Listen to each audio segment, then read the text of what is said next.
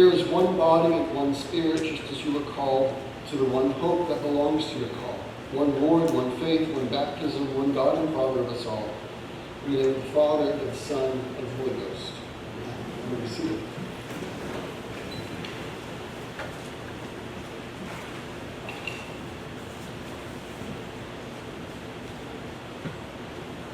Well, we continue in the book of Ephesians, just like we did last week. And once again, I find myself somewhat shocked by how much has been skipped over.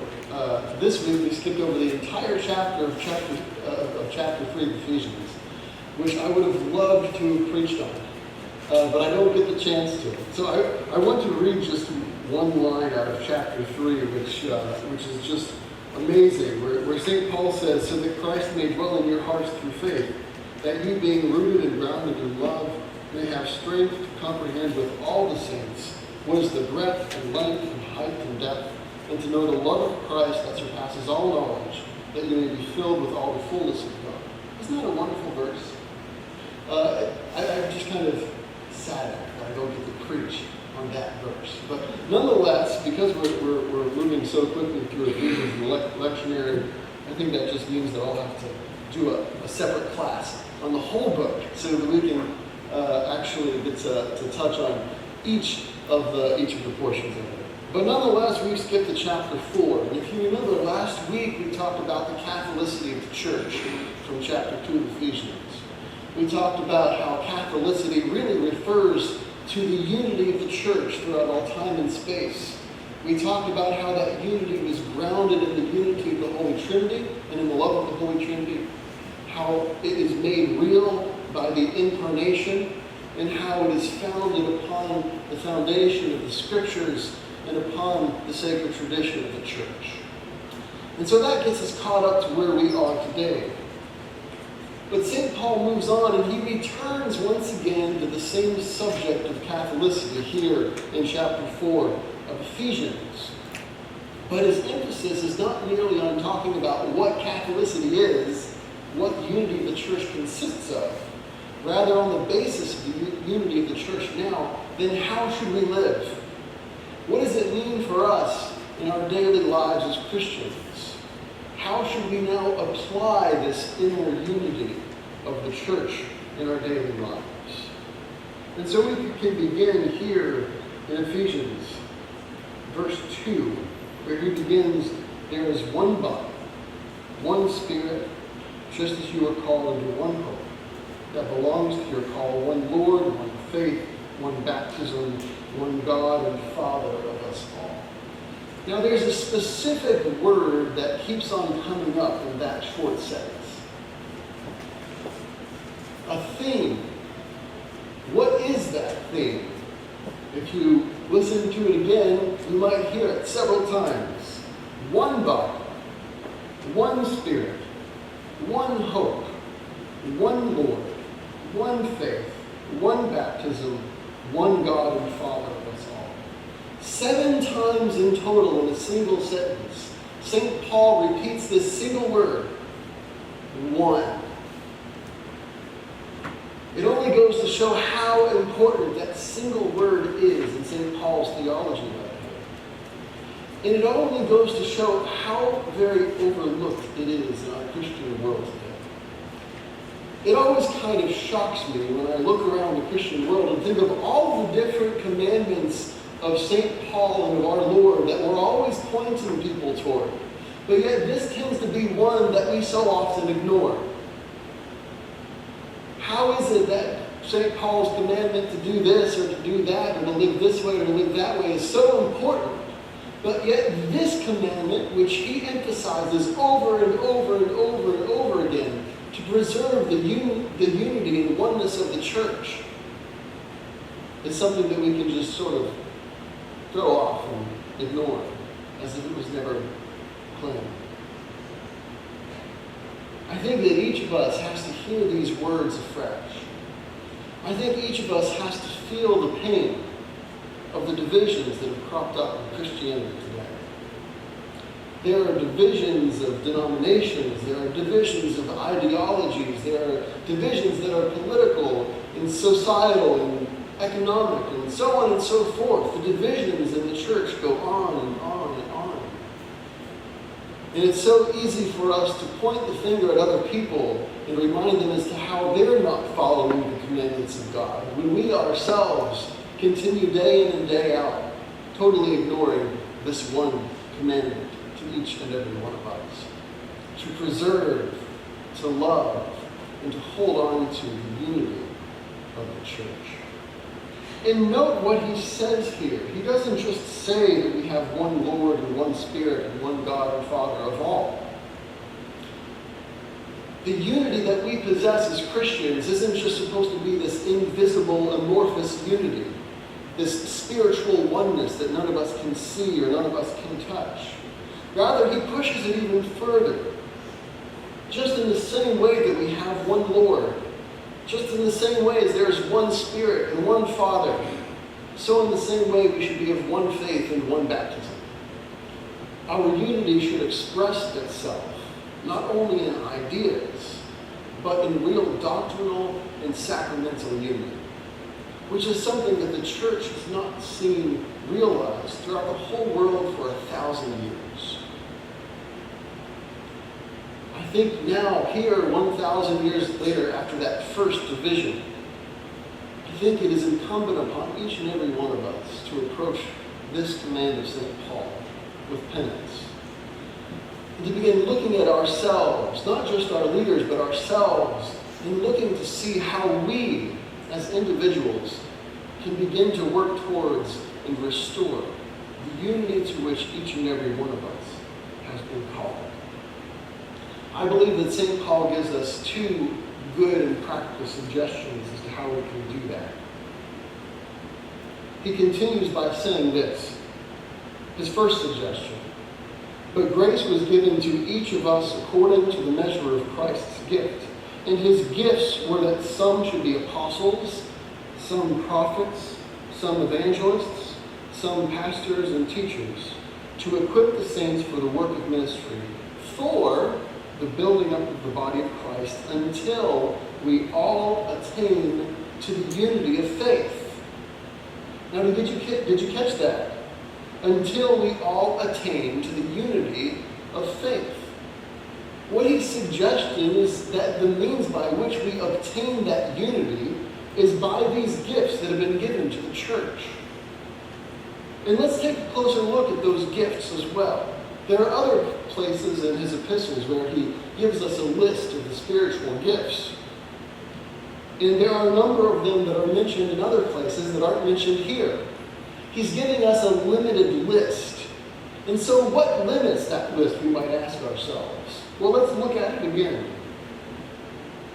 Let's see if we can find some common denominator between them. He gave some to be apostles, some prophets, some evangelists, some pastors, and some teachers. What really binds and ties each of these together in a common theme is that each of these are teaching gifts. He's referring here to the teaching authority of the church. And when I say teaching authority, I'm not just speaking to you of myself, or of your bishop, or of all the bishops together even, or even of just the top-selling books on the CBD selling list. Rather, the teaching authority of the church is something that exhibits itself in every single century.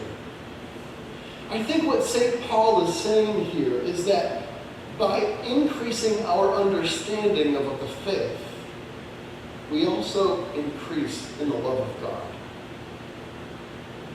I think this is true of our daily lives. If you're dating someone, how do you fall deeper in love with them? You take them out on a date. You ask questions. You get to know one another. And by increasing knowledge and understanding of each other, you thereby increase your love for each other. And in the same sort of a way, by increasing and deepening our understanding of the faith through knowledge, we also increase the means by which we fall in love with it.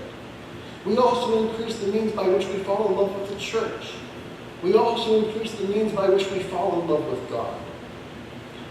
Spiritual reading is something that can really and truly be transformative for each of us. I would encourage you to go. Books aren't that scary. It's okay to read books. They're fun, and they smell so good when they're fresh and new. But go and get some Christian books. Gain a deeper understanding of your faith. And don't just grab yesterday's bestseller list. But I would encourage you to go out and get some of the real spiritual greats that have been around for centuries. There are books out there. For instance, a wonderful example is St. Thomas à Kempis, who wrote The Imitation of Christ. We are amazed at books that have been on the bestseller list for the New York Times for a couple of years. But how amazing is it that Thomas à Kempis's The Imitation of Christ has been on the bestseller list literally for centuries. Year after year, century after century, this book comes out on top. Why? Because it's a tried and true method of deepening our faith and understanding and our love of our faith, of the church, and of our God. I would encourage you to go out and get a copy. It saddens me that this book that's been on the bestseller list for hundreds of years, and so many Christians today have never even cracked it open or heard of it. But what's significant about this book and others like it, for instance, is that it is a book that transcends our divisions. The teachings in this book are teachings that have been on the bestseller list in both Catholic and Protestant bookstores. It is a unity of faith that transcends time and space, that transcends ideologies and denominations. And I think that what St. Paul is saying here is that as we reach back and as we dip our minds into those ancient treasures of the faith that transcend time and space and that transcend division and ideology, we are coming into connection with the unity of the faith, the true essence of what it means to be us. And not only do we gain an appreciation for the unity of the faith and for what binds us together, but it also deepens our love for that faith and for God. And so I encourage you, go home today. Find a great spiritual classic, whether it's St. Augustine's Confessions or St. Thomas à Kempis's Imitation of Christ or any of the other wonderful spiritual greats that you might find out there. Go home. Read it. Spend time with it. And fall in love with your faith and your church and your God and the one thing that binds us all over again. St. Paul also continues. I think he gives us another practical suggestion as to how we can regain this unity of love and faith. He says this, rather speaking the truth in love, we are to grow up in every way into him who is the head, into Christ, from whom the whole body, joined and knit together by every joint with it, which is supplied. Speaking the truth in love, we grow up together into the head, which is Christ. Isn't that fascinating? By speaking the truth in love, we grow together into a single unit, a single body.